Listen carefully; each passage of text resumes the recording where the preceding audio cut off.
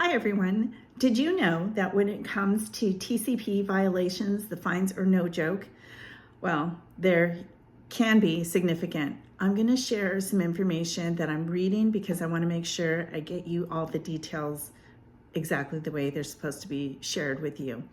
So when it comes to TCPA violations, the fines are no joke. Non-compliance can lead to penalties ranging from $500 to $1,500 per violation. And yes, that's per violation. What does this mean for you? This means that when it comes to protecting consumers from unsolicited calls, you need to be aware. The consequences for regulatory fines and legal action. Non-compliance with TCPA regulations can lead to both regulatory fines and legal action, making it crucial for real estate agents to understand the potential consequences. Regulatory authorities such as the FCC have the authority to impose fines on individuals or entities found violating the TCPA. These fines are designed to penalize non-compliance and can be substantial. Moreover, individuals who believe their rights have been violated under the TCPA can take legal action by filing lawsuits. These lawsuits can result in significant financial liability for alleged violators. The TCPA allows individuals to sue for actual damages or seek statutory damages ranging from $500 to $1,500 per violation. Furthermore, related state laws may also have their own consequences for non-compliance. So this can happen to you. Imagine the scenario involving common actions taken by agents, such as a real estate agent sends out 200 automated text messages without obtaining prior express written consent. With fines ranging from $500 to $1,500 per violation, this seemingly innocent outreach could potentially lead to penalties of $100,000 to $300,000. Please see a shareable, there's a link regarding this prior express written consent for more information, and I will be sure to send you that link.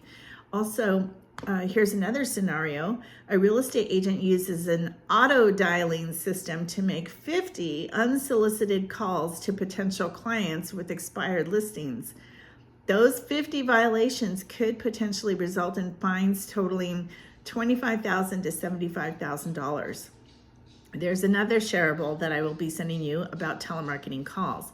So this is important for anybody who is using a third-party dialer like Mojo, or using a dialer through even a platform like Zillow, or for all those Zillow leads, whatever other third-party dialer you have, this is where this comes into play.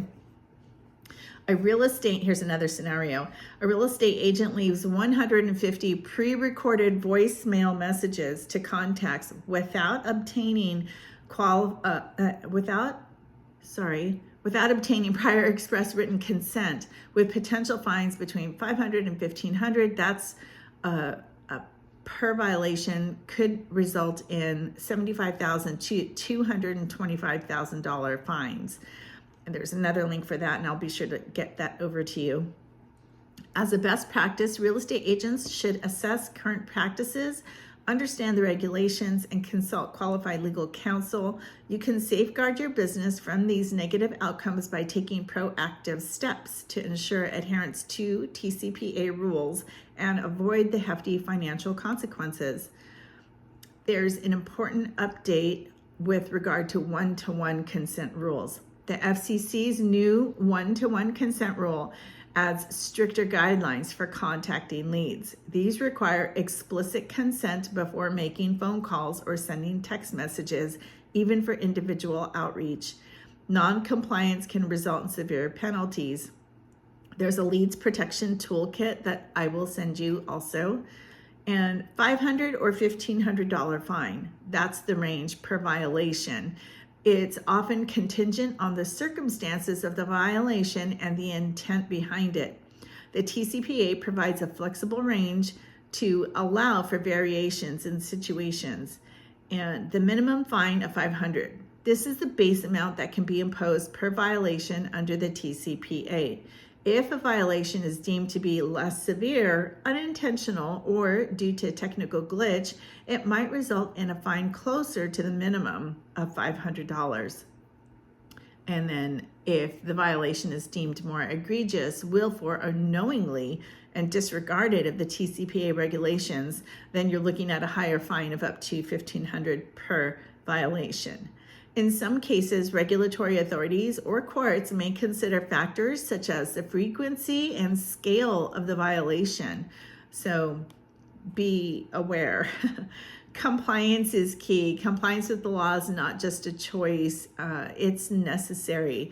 One of the things I want you to be aware of is that if you have a database that you've not contacted for a year, it's possible that database may have, people in your database may have already put themselves on a do not call list.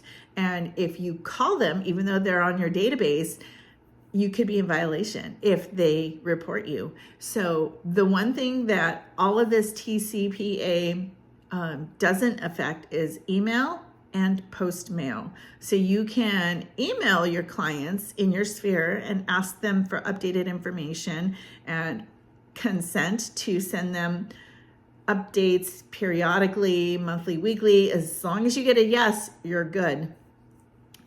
There is a 90-day rule on when, if like at an open house, if somebody gives you their contact information at an open house, they're willingly giving it to you, so that's okay, but it's only valid really for 90 days. So you want to check out the links that I send you and just double check with your client sphere.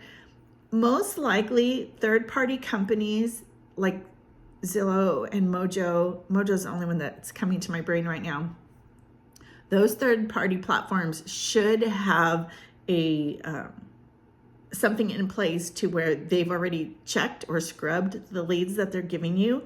If they haven't, or just to be sure, check them against our do not call registry through EXP. It's better to be safe than sorry. It's tedious, but if you're going to be making phone calls, you want to make sure you don't get somebody that wants to report you, because it can be expensive.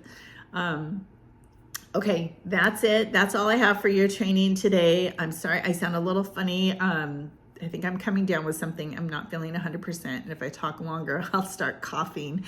Okay, everybody, I hope you have a great week. Please text me if you have any questions about this or anything. Please let me know. Shoot me an email. Let me know how you're doing with your clients. Are you out showing properties? Are you working with buyers or sellers? Remember, if you want to write an offer for any of your client and you still have the mentor requirement to fulfill, please let me see that contract before you send it off for signatures. It's very important that I ensure that you're writing the contracts the way they should be written.